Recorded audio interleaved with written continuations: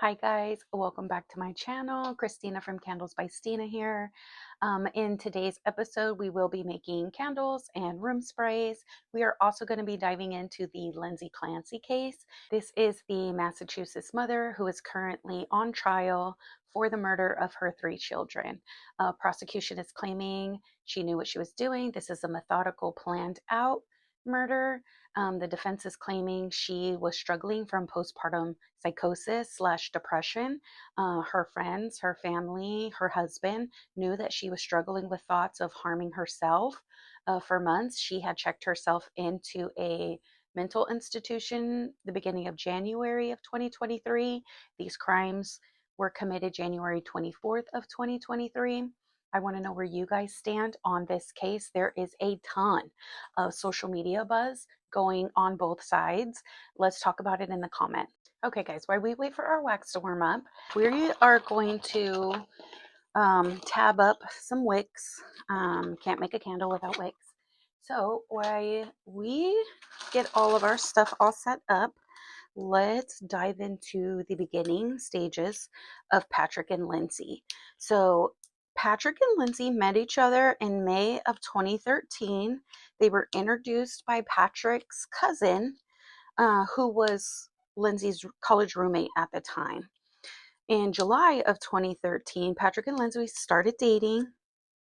They decided to move in together in September of 2015. And then, sorry guys, these little tabs, when you don't have nails, they sure do get hard to take off. So there's not really a lot of information prior to the crimes about Lindsey and Patrick's relationship. And to be honest, all the information that we do have regarding their relationship, their marriage, the birth of their children, all came from Patrick's testimony on the stand. Even the events of this tragic day all came from Patrick. So let's dive back in. December 2015, they were married. Cora was born December 24th of 2017. Dawson was born September 30th of 2019, and little Callan was born May 26th of 2022. According to Patrick's testimony, he had worked from home since 2018. The family purchased their home in Duxbury in 2018. Patrick also testified that from 2020 to the date of this crime, he did work from home in the basement. At the time, he was currently working for Microsoft. Lindsey was a labor and delivery nurse. It, according to Patrick's testimony, again, literally, it's everything that we have is from him. I was really hoping that Reddington had a private investigator. Wouldn't that have been tea? To hear a private investigator look into Patrick. The trial of the Commonwealth of Massachusetts versus Lindsey Clancy began July 27th of 2026, and their first witness was Patrick Clancy. Over the years, Patrick testified that they had a few nannies. The first nanny that they hired was shortly after the birth of Cora. This nanny would come in and help with light housekeeping, meal preparations. Particularly, she came so Lindsey could sleep. Lindsey worked night shift at the hospital. Again, she was a labor and delivery nurse, and she just needed a little bit of extra help. Also, according to Patrick's testimony, Cora's maternity leave was the shortest leave that Lindsey had. Later on, let's fast forward to July of 2022. This is after, is it after? Yeah. Sorry. I was going to stop the video, but you guys you need to get the bloopers too, you know? Anyways, in July of 2022, Lindsey posted a Facebook post inquiring about a nanny. So in September of 2022, Miss Elaine Rossi, and Miss Elaine, if you're watching this, I apologize if I'm saying your last name incorrectly. I do that sometimes in my real life. I don't mean to do it. It's just medical terminology, pronunciations. Apparently, I'm horrible at people's names. So please don't take offense to it. And I'm so sorry. She was a part-time nanny, worked about 20 hours a week. She came in to care for Callan, the 8-month-old baby. She would do light housekeeping, laundry, help with meal preparations. Lindsey remained the sole caregiver for the rest of her children. She took all of her children to the doctor's appointments, cared for them upstairs while Patrick worked from home downstairs. Of course, this is all from the testimony of Patrick Clancy. That early childcare arrangement is interesting because it helps show how Patrick and Lindsey divided caring for the children in those early years, way before her decline in her mental health in 2022. Elaine's employment ended December of 2022 when the family decided Lindsey would not be returning back to work. Lindsey did remain the primary caregiver for all three children. Let's go check our wax. Okay, guys, our wax is extremely hot. I think I was talking a little too much and did not pay attention, so I wanted to cool a little bit. The important thing about soy wax, you don't want to heat it too much. You can burn the wax. So have you ever got a soy candle and the wax is yellow? It's because the person who made that candle allowed the soy wax to get too hot. You can burn the wax, and you don't want to do that because you won't have the best product. It's like eating burnt toast. You just don't want to do it, you know? Okay, guys, our wax got a little too warm. Not warm enough to where I burnt it because that is a thing. But I like to pour my candles at a set temperature. So we're just going to wait for the wax to hit 180, and then we are going to combine our scent oils and make a candle. Back to the story. It's also important to note that in my investigation of this case, Dawson and Cora did attend daycare 4 days a week. There's no clarification, nor did Patrick get in depth with this testimony, but he did mention that Dawson and Cora went to daycare. I want to apologize now if this is the first time you're hearing about this case and you feel like I'm jumping around. I feel like a lot has happened, and it is hard to pick a spot to start with. If you guys want a full length history and you want me to dive into page by page, because guys, I've taken notes. Like, we have a whole notebook on this. And I'm still actively watching the trial, simultaneously working a full-time job. So your girl's busy. It is important to note that Patrick testified that Lindsey had mild depression after the birth of Dawson. Callan was born in May of 2022. Shortly after, on June 30th, Lindsey ran a 5-mile race. Patrick testified that the 12 weeks after Callan's birth was idyllic. She was happy, she was energetic.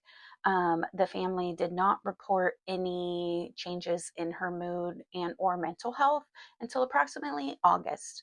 August to September is when they saw the drastic change, and she began vocalizing her struggles. You guys, I will tell you, I did extensive research on this case just because, like you, I was paying attention to the trial, social media posts, TikTok posts, Instagram, and not all of that is factual.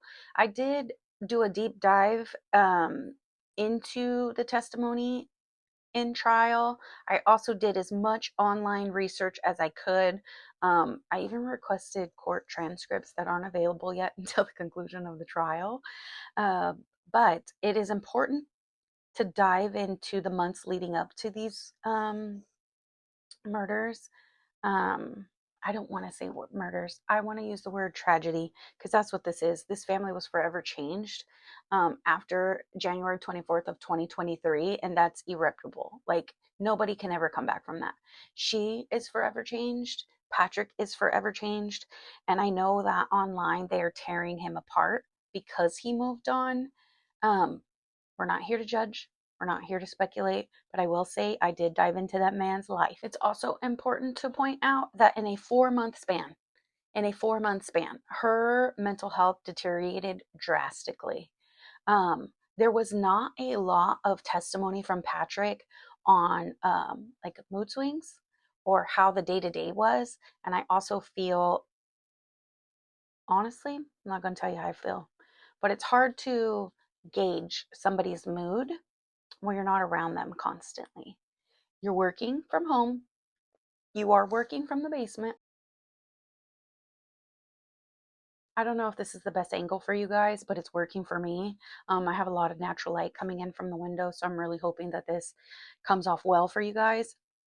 we're trying things out. And honestly, I just wanted to talk to you guys. Like, I wanted to dive into this case. I have my own thoughts and opinions that I want to hold for another episode. I do believe that this will be either a 2-part or a 3-part series, because today is currently August 23rd, I think. I don't know. I have to look at the date. Yes, August 23rd.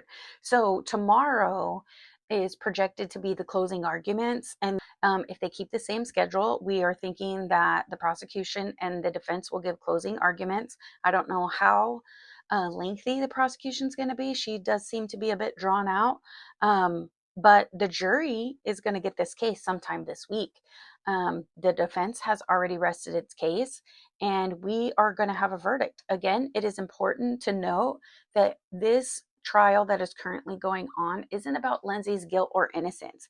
This trial is about her mental capacity at the time of this crime. The defense has been adamant. They are not contesting the fact that Lindsey did this to her children. What they are contesting is her mental capacity at the time of these crimes. Again, it is important to remember the 3 innocent lives that were lost in the midst of this tragedy. I do know that social media buzz is outrageous right now, and a lot of people are speculating on either side. And I think the most important piece, and I'm going to say this throughout the video, is to remember the 3 innocent lives lost, regardless of the mental health struggles that is being debated in the public right now. We all cannot disagree with the fact that 3 innocent children lost their lives, and it is important to remember them, and don't just remember them from the day that they lost their life. These were happy, healthy, thriving children for all we know, from all accounts, and their memory deserves to be remembered, and they deserve to be honored. Side note, we are making candles, so tell me how you guys are liking the black matte jars. I know you guys are probably wondering why I do this with my 3 wick candles. It is just easier. I have a bunch of different wick stabilizers. Where did they go?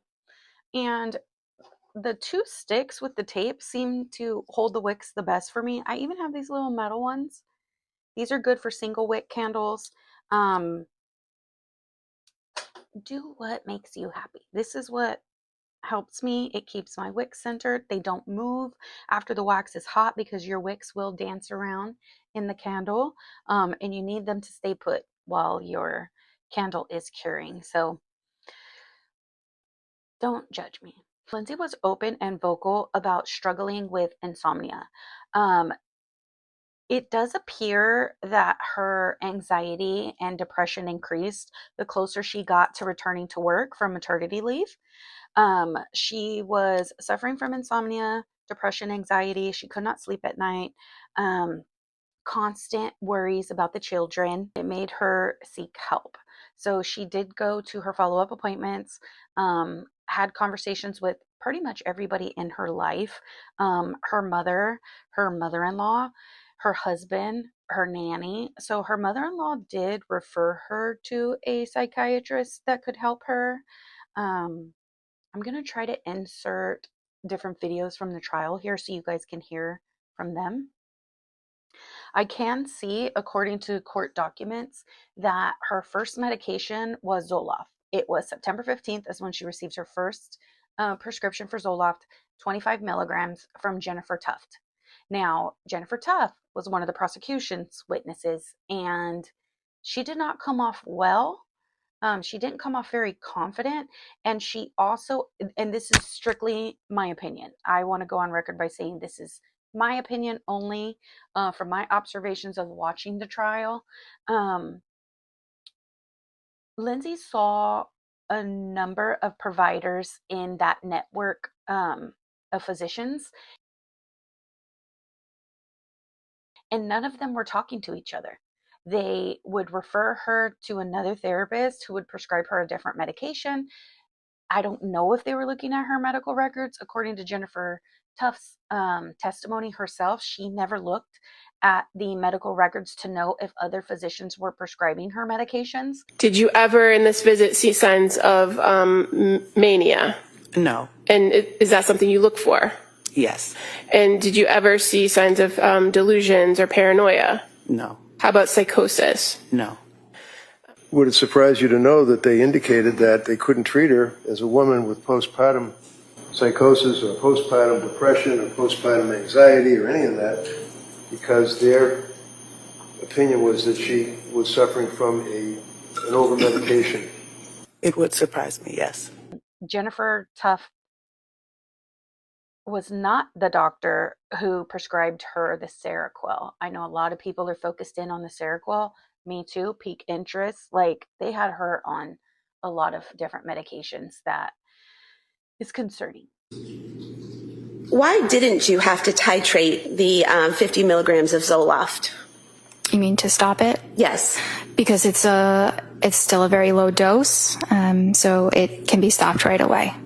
So it wasn't necessary? Not necessary. Right. I never saw Lindsey harm the kids.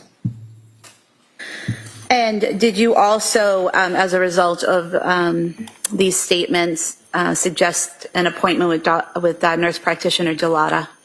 It wasn't as a result of these statements. That appointment was set up because we were at her parents' house in Wallingford for Thanksgiving, and she just described how she was feeling on the medication, and she felt that she was addicted to them. Was that the benzodiazepines that she thought she was addicted to?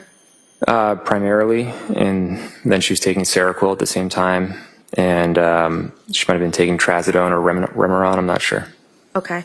Do you recall testifying previously that I called her parents to come up to stay with us, and I told her that I asked her who her doctor was because I was very concerned at this point. She was prescribed 10 different medications in just over 2 months, so it didn't make sense to me.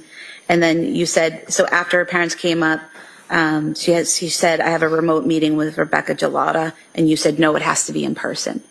Yeah, I felt like it had to be in person because I just felt like there was a disconnect. I felt like we could figure it out, whatever was going on. Mm-hmm. So it seemed like most of her telehealth appointments were pretty quick, and there just wasn't like a lot of attention. And were you present for these telehealth visits? Only a few of them, okay. And they were after that meeting with Gelada. Okay. And that appointment in person with Gelada was December 6, 2022, is that correct? That sounds correct. Okay, we are going to go through the list of medications. So September 15th, Jennifer Tuft prescribed Zoloft, which is sertraline. October 21st, she gave her lorazepam. In October 26th, she gave her hydroxyzine, which is pretty much like a Benadryl. She also increased the lorazepam on October 26th and gave her buspirone, which is a medication that alters the chemical in your brain, particularly serotonin, so you can calm down and you can relax. That's 3 medications on the same day. So prior to October 26th, her lorazepam was 0.5 milligrams. So Jennifer Tuff doubled it, not even a week later, 6 days later. She also decreased the lorazepam November 2nd, back to the 0.5 milligrams. I am going to keep the list of medications on the screen so you guys can screenshot it, look over it, look at the different milligrams. The one that catches my eye the most is how quickly they increased her Seroquel. That is the Quadapin. On November 30th, of 2022, they prescribed her 25 milligrams of the Seroquel, and then just a week later, they increased it to 100 milligrams. And then if you guys also look at the list, they tripled it on December 19th. Like, that is a huge jump. And anybody who has history of antipsychotics or knows anybody who's been on antipsychotics, or if you work in the field, you know a drastic change like that, and especially Seroquel, is going to alter a person. Like, they're going to be sleepy. They're going to be knocked out. It's just so concerning. It's so concerning. all the different medications they had her on in a short period of time, they did not even give the medications time to build in her system. Even when they tapered them down, they did not do a gradual dose reduction. They drastically started dropping these medications, and that would alter anybody. So just think, if you personally are going through mental health issues, you're depressed, you can't sleep, you have constant anxiety, you're continuously always worrying about your children. I feel like that's what mothers do. Your children are always in the back of your mind. And then your doctors start giving you antipsychotics.